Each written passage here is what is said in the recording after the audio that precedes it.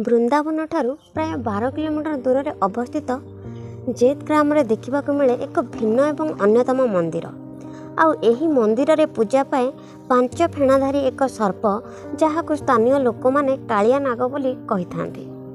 ଆସନ୍ତୁ ଜାଣିବା ଏହାର ସତ୍ୟାସତ୍ୟକୁ।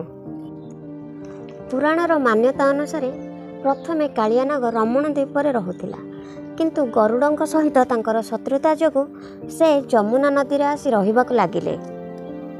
ଆଉ ତାର ବିଷରେ ଏତେ ଶକ୍ତି ଏବଂ ପ୍ରଭାବ ଥିଲା କି ପୁରା ନଈର ପାଣି ହିଁ ବିଷାକ୍ତ ହୋଇଗଲା। ଯେଉଁମାନେ ବି ସେଠାରୁ ଜଳପାନ କଲେ ମୃତ୍ୟୁବରଣ କରିବାକୁ ଲାଗିଲେ। ଭଗବାନ ଶ୍ରୀକୃଷ୍ଣ ତାଙ୍କର ପିଲାଦିନରେ ସାଥୀ ସଖାଙ୍କ ଗହଣରେ ଖେଳୁ ଖେଳୁ ଦିନେ ତାଙ୍କ ବଲ୍ଟି ଯାଇ ସେ ଯମୁନା ନଈର ପାଣିରେ ପଡ଼ିଗଲା। ଆଉ ସେ ବଲ୍ଟି ଆଣିବାକୁ ଯାଇ ନଈକୁ ଡେଇଁ ପଡ଼ିଲେ ଏବଂ ବଲ୍ଟିକୁ ଖୋଜିବାକୁ ଲାଗିଲେ। ସେଠାରେ ତାଙ୍କର କାଳିଆ ନାଗଙ୍କ ସହିତ ଯୁଦ୍ଧ ହେଲା, ଯେଉଁଠିକି କାଳିଆ ନାଗ ଭଗବାନ ଶ୍ରୀକୃଷ୍ଣଙ୍କୁ ଚିହ୍ନି ପାରି ତାଙ୍କୁ କ୍ଷମା ମାଗିଲେ।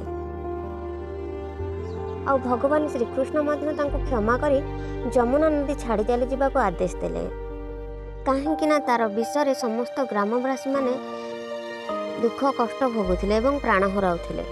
ତେଣୁ ଭଗବାନ ଶ୍ରୀକୃଷ୍ଣ ତାଙ୍କୁ ଯମୁନା ନଦୀ ଛାଡ଼ି ଚାଲିଯିବାକୁ ଆଦେଶ ଦେଇ ଏବଂ କହିଥିଲେ କି ଯେଉଁ ସ୍ଥାନରେ ସେ ପଛକୁ ଚାହିଁବେ ବୋଲିକି କିମ୍ବା ଅଟକି ଯିବେ, ସେ ସ୍ଥାନରେ ସେ ପଥର ହୋଇଯିବେ। ଅଭିଶାପ ମଧ୍ୟ ଦେଇଥିଲେ।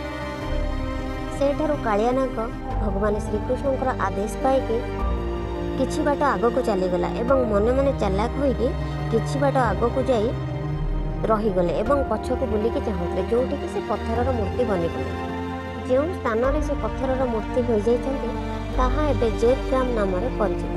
ଗ୍ରାମବାସୀଙ୍କ ମୁଖିଆଙ୍କ କହିବା କଥା ଅନୁସାରେ ବ୍ରିଟିଶ ଶାସନ ସମୟରେ ଏହି ସର୍ପଧାରୀ ପଥରର ମୂର୍ତ୍ତିର ଅଦ୍ଭୁତ ଦୃଶ୍ୟ ଦେଖି ଇଂରେଜ ଲୋକମାନେ ଏହାକୁ ଅମୂଲ୍ୟ ପଥର ଭାବି ନେଇଯିବାକୁ ସ୍ଥିର କଲେ ଏବଂ ସେହି ପଥରର ଅନୁସନ୍ଧାନ ମଧ୍ୟ କଲେ, ଯାହା ତାଙ୍କୁ ଆଖପାଖ ଏରିଆରେ କେଉଁଠି ବି ଦେଖିବାକୁ ମିଳିଲା ନାହିଁ। ତେଣୁ ସେ ସେହି ପଥର ମୂର୍ତ୍ତିକୁ ଖୋଳିବାକୁ ଲାଗିଲେ ଏବଂ ଏହା ଏତେ ତଳକୁ ପ୍ରାୟ ବହୁତ ଗଭୀରକୁ ପୋତି ହୋଇଯାଇଥିବାରୁ ସମ୍ପୂର୍ଣ୍ଣ ଖୋଳି ପାରିବାରେ ସମର୍ଥ ହୋଇପାରିଲେ ନାହିଁ।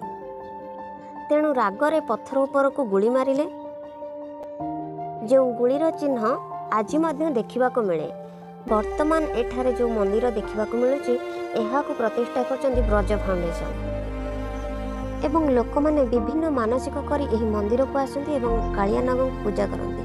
ବିଶ୍ୱାସ କରାଯାଏ କି ଯାହାର କାଳସର୍ପ ଦୋଷ ଥାଏ, ଏହି ମନ୍ଦିରରେ କାଳିଆ ନାଗକୁ ପୂଜା କଲେ ତାହାର ଦୋଷ ମଧ୍ୟ କଟିଯାଏ।